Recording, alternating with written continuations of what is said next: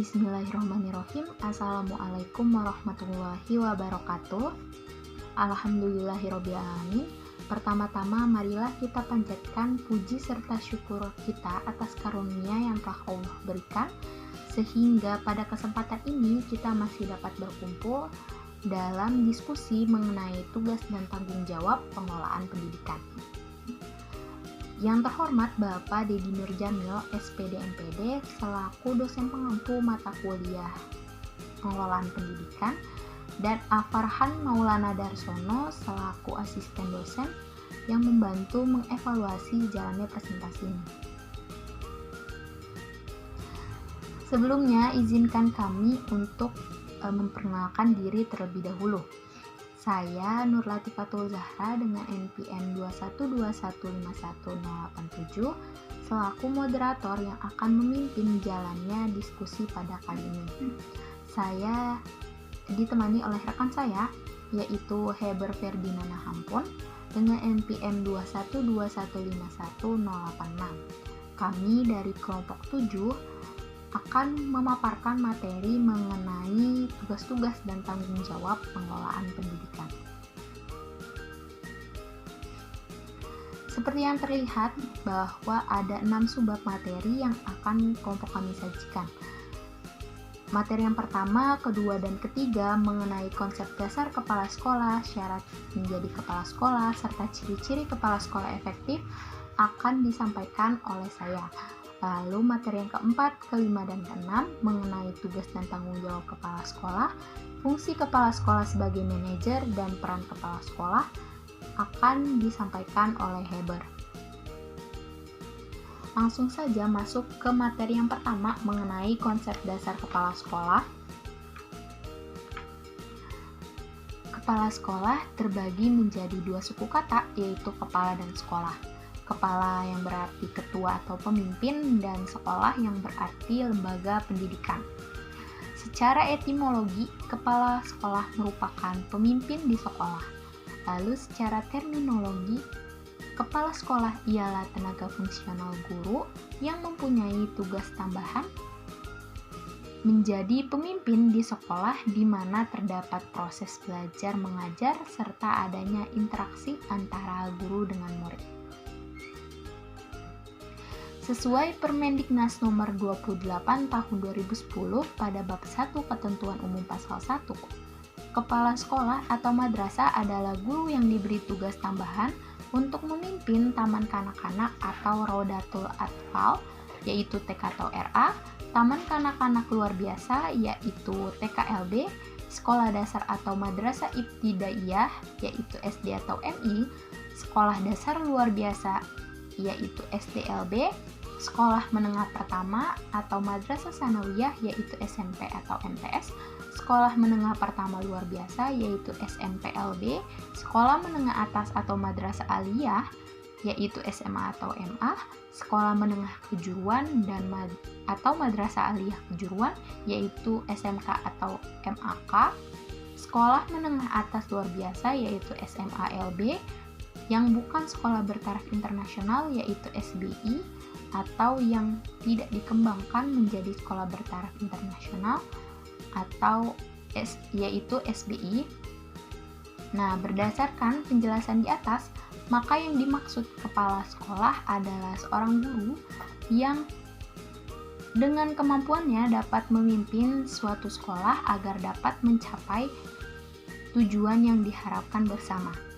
Kepala sekolah berperilaku sebagai penyambung komunikasi di lingkungan sekolah dan bertanggung jawab dengan unsur internal dan eksternal sekolah.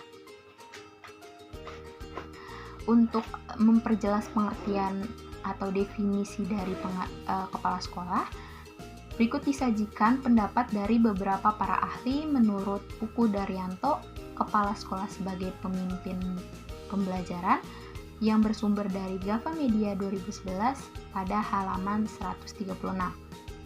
Menurut N. Daryanto, kepala sekolah adalah personel sekolah yang bertanggung jawab terhadap seluruh kegiatan sekolah, mempunyai wewenang untuk menyelenggarakan seluruh kegiatan pendidikan dalam lingkungan sekolah yang dipimpinnya dengan dasar Pancasila, Menurut Mulyasa, kepala sekolah adalah penggerak dan penentu kebijakan madrasah yang akan menentukan bagaimana tujuan-tujuan dalam pendidikan pada umumnya dapat direalisasikan. Dan menurut Wahjo Sumijo, kepala sekolah adalah seorang tenaga fungsional guru yang diberi tugas tambahan untuk memimpin suatu sekolah di mana diselenggarakannya proses belajar mengajar atau tempat di mana terjadinya interaksi antara guru yang memberi pelajaran dan murid yang menerima pelajaran. Berdasarkan definisi para ahli tersebut, dapat disimpulkan bahwa kepala sekolah merupakan pimpinan tertinggi dalam lembaga pendidikan yaitu sekolah yang bertanggung jawab terhadap segala sesuatu yang berhubungan dengan sekolah demi terwujudnya tujuan sekolah. Konsep dasar yang harus dimiliki kepala sekolah diantaranya, yang pertama ada kepala sekolah bertanggung jawab dan mempertanggungjawabkan. Maksudnya, kepala sekolah bertanggung jawab dan mempertanggungjawabkan segala perbuatan guru, siswa, staf, dan orang tua selama dalam lingkungan sekitar sekolah. Lalu yang kedua ada kepala sekolah harus mampu menghadapi dan menyelesaikan persoalan. Maksudnya, kepala sekolah harus mampu menghadapi dan menyelesaikan segala persoalan yang dilakukan oleh bawahannya atas kepentingan sekolah.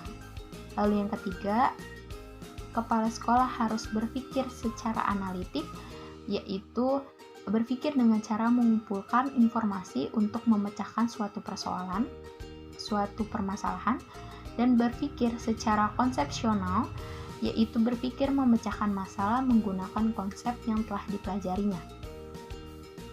Lanjut ke materi yang kedua, yaitu mengenai syarat menjadi kepala sekolah. Sesuai Peraturan Menteri Pendidikan Nasional atau Permendiknas Nomor 13 Tahun 2007 mengenai standar kepala sekolah atau madrasah dan kemudian disempurnakan melalui Permendiknas Nomor 6 Tahun 2018, syarat menjadi kepala sekolah itu terdiri dari beberapa, yaitu yang pertama, memiliki kualifikasi akademik paling rendah sarjana atau S1 atau diploma 4 atau D4 dari perguruan tinggi dan program studi yang terakreditasi paling rendah B dan memiliki sertifikat pendidik. Lalu yang kedua, pengalaman mengajar paling singkat 6 tahun menurut jenis dan jenjang sekolah masing-masing kecuali di TK atau TKLB, memiliki pengalaman mengajar paling singkat 3 tahun. Yang ketiga, yaitu memiliki hasil penilaian prestasi kerja guru dengan sebutan paling rendah baik selama 2 tahun terakhir. Lalu yang keempat, sehat jasmani, rohani, dan bebas nafsu berdasarkan surat keterangan rumah sakit pemerintah. Lalu yang kelima, berusia paling tinggi 56 tahun pada waktu pengangkatan pertama sebagai kepala sekolah. Lanjut ke materi yang ketiga, mengenai ciri-ciri kepala sekolah yang efektif. Terdapat beberapa ciri-ciri kepala sekolah yang efektif. Yang pertama, berpegang kepada citra atau visi lembaga dalam menjalankan tugas. Yang kedua, menjadi visi sekolah sebagai pedoman dalam mengelola dan memimpin sekolah. Dan yang ketiga, memfokuskan aktivitasnya kepada pembelajaran dan kinerja guru di kelas.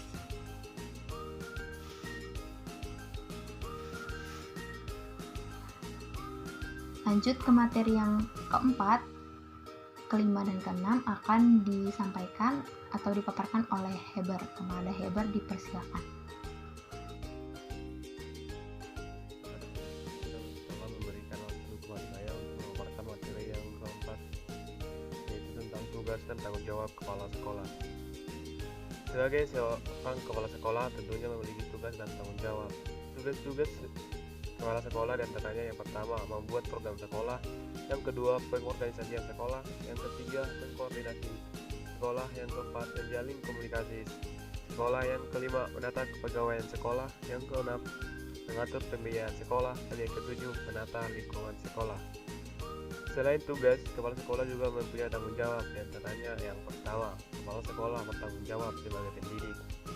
Yang kedua, kepala sekolah bertanggung jawab sebagai manajer. Yang ketiga, kepala sekolah bertanggung jawab sebagai administrator. Yang keempat, kepala sekolah bertanggung jawab sebagai supervisor.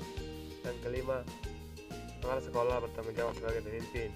Yang keenam, kepala sekolah bertanggung jawab sebagai moderator. Yang ketujuh, kepala sekolah bertanggung jawab sebagai motivator. Dan yang kedelapan, kepala sekolah bertanggung jawab sebagai evaluator. Selanjutnya, pembahasan yang kelima adalah fungsi kepala sekolah sebagai seorang manajer. Kepala sekolah sebagai seorang manajer, maksudnya gimana sih? Manajer adalah satu orang atau seseorang yang harus menciptakan orang dalam suatu organisasi dengan latar belakang, karakteristik, dan ciri budaya yang berbeda sesuai dengan teknologi dan tujuan. Dengan demikian, kepala sekolah sebagai manajer berfungsi untuk yang pertama, perencanaan atau planning. Sebagai manajer, fungsi yang pertama, perencanaan atau planning ini mencakup menentukan tujuan sekolah, merumuskan program pendidikan, menyusun strategi pengembangan, dan menentukan standarisasi pencapaian tujuan. Fungsi yang kedua, kepala sekolah sebagai manajer adalah pengorganisasian. Nah, fungsi seorang manajer dalam organisasi tentunya yang pertama, bekerja dengan dan melalui orang lain. Yang kedua, bertanggung jawab dan mempertanggungjawabkan. Yang ketiga, mampu menghadapi berbagai persoalan meski waktu dan sumber daya yang terbatas. Yang keempat, berpikir realistis dan konseptual. Yang kelima, menjadi juru penengah. Yang keenam, berpikir seperti seorang politisi. Yang ketujuh, mampu menjadi diplomat. Dan yang kedelapan, mampu mengambil keputusan yang sulit. Kemudian, fungsi kepala sekolah sebagai manajer adalah ada sebagai penggerakan atau actuating. Penggerakan adalah aktivitas seorang manajer dalam memerintah, menugaskan, menjuruskan, mengarahkan serta menuntun bawahan dan personil organisasi untuk melaksanakan pekerjaan-pekerjaan dalam mencapai tujuan. Fungsi yang terakhir kepala sekolah sebagai manajer adalah pengawasan.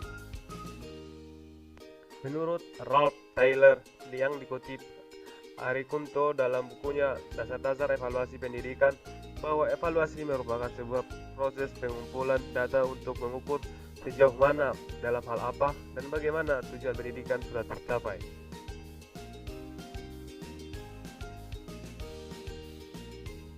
Kemudian pembahasan yang terakhir adalah peran kepala sekolah dalam melaksanakan tugas dan fungsinya, terutama untuk memberdayakan masyarakat dalam lingkungan sekitar. Kepala sekolah dituntun untuk berperan ganda, baik secara katalis, solution givers, proses helpers, dan research linkers. Apa sih itu? Mari kita bahas bersama-sama. Yang pertama, katalis. Kepala sekolah berperan meyakinkan orang lain tentang perlunya perubahan menuju kondisi yang lebih baik. Yang kedua, solution givers. Kepala sekolah berperan mengingatkan terhadap tujuan akhir dari perubahan. Yang ketiga, proses helpers. Kepala sekolah berperan membantu kelancaran proses perubahan, khususnya menyelesaikan masalah dan membina hubungan antar pihak-pihak yang terkait. Dan yang terakhir, research linkers. Kepala sekolah berperan menghubungkan orang dengan sumber dana yang diperlukan. Mungkin begitu saja yang dapat saya sampaikan. Saya kembalikan kepada moderator. Terima kasih. Cukup sekian materi yang bisa kelompok kami sajikan. Sekarang masuk pada sesi diskusi. Bagi teman-teman yang ingin menyampaikan pertanyaan, pendapat, atau komentar mengenai materi yang telah kami sajikan, dipersilahkan untuk mengangkat tangan serta menyebutkan nama beserta NPM-nya.